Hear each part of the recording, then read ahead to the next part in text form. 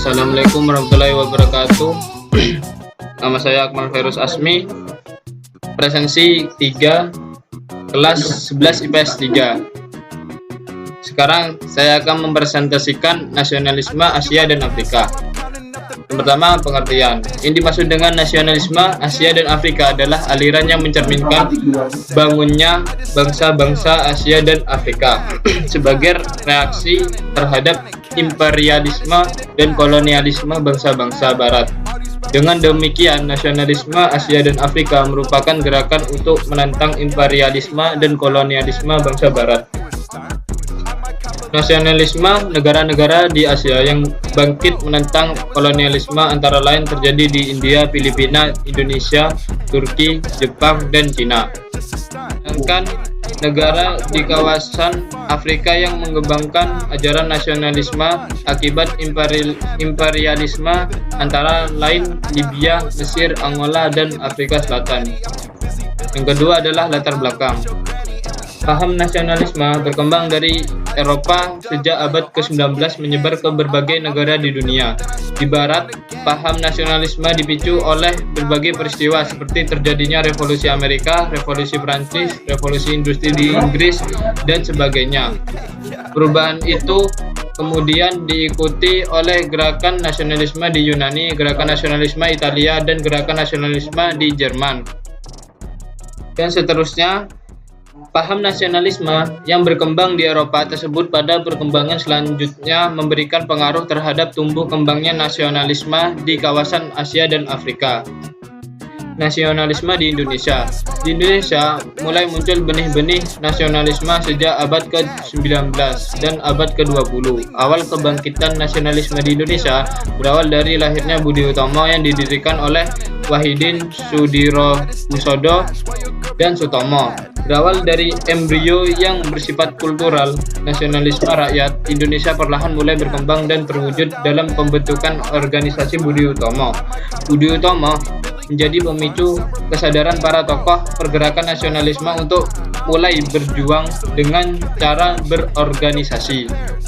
Presiden Soekarno dalam setiap pidatonya saat peringatan Hari Kebangkitan Nasional menegaskan bahwa Budi Utomo merupakan awal kesadaran bangsa Indonesia berjuang merebut kemerdekaan dengan jalan berorganisasi. Para pendiri Budi Utomo telah memberikan ide untuk memperjuangkan kemerdekaan dari pemerintah kolonial Belanda dengan cara baru, yakni melalui perserikatan, penghimpunan politik, dan persatuan. Budi Utomo sebagai alat perjuangan modern yang menjadi pemicu pergerakan kemerdekaan nasional. Banyak Indonesia mulai membangun dan melanjutkan perjuangan untuk mencapai kembali kemerdekaan dengan organisasi rakyat yang modern. Bahkan Presiden Soekarno menyebut jika Budi Utomo berperan dalam mengantarkan rakyat Indonesia ke pintu gerbang kemerdekaan pada 17 Agustus 1945. Ciri-ciri nasionalisme: adanya persatuan dan kesatuan bangsa. Yang kedua, adanya organisasi modern yang sifatnya nasional. Yang ketiga, perjuangan yang dilakukan sifatnya nasional. Nah, yang keempat, nasionalisme bertujuan untuk kemerdekaan dan mendirikan suatu negara merdeka di mana kekuasaan tertinggi berada di tangan rakyat. Yang terakhir, nasionalisme lebih mengutamakan pikiran sehingga pendidikan memiliki peranan penting dalam mencerdaskan kehidupan bangsa. Sejarah lahirnya nasionalisme Asia dan Afrika. Nasionalisme negara-negara di Asia yang bangkit menentang kolonialisme antara lain terjadi di India, Filipina, Indonesia, Turki, Jepang, dan Cina. Sedangkan negara di kawasan Afrika yang mengembangkan ajaran nasionalisme akibat imperialisme antara lain Libya, Mesir, Angola, dan Afrika Selatan. Perkembangan nasionalisme negara-negara Asia dan Afrika yang dilandasi oleh paham-paham di atas membangkitkan semangat bangsa Asia Afrika untuk mengembalikan harga dirinya yang hilang akibat penindasan kolonialisme dan imperialisme bangsa Barat. Dalam prakteknya, nasionalisme setiap negara memiliki ciri khusus yang membedakan satu bangsa dengan bangsa lainnya. Gerakan nasionalisme.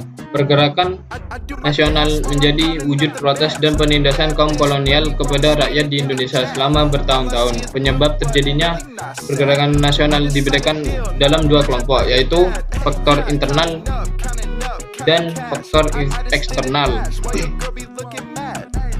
Faktor internal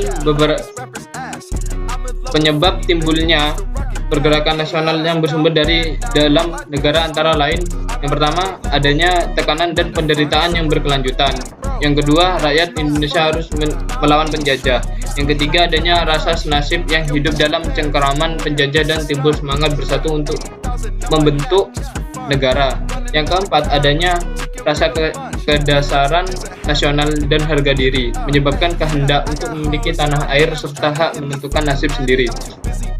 Yang kedua, faktor eksternal juga mendorong proses timbulnya pergerakan nasional. Di antaranya, yang pertama, masuknya paham liberalisme dan human rights.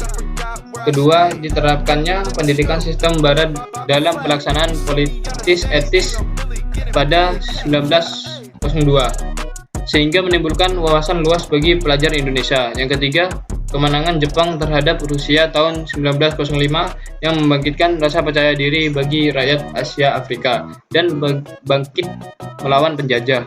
Yang keempat, gerakan Turki Muda pada 1896 sampai 1918 yang bertujuan menanamkan dan mengembangkan nasionalisme Turki.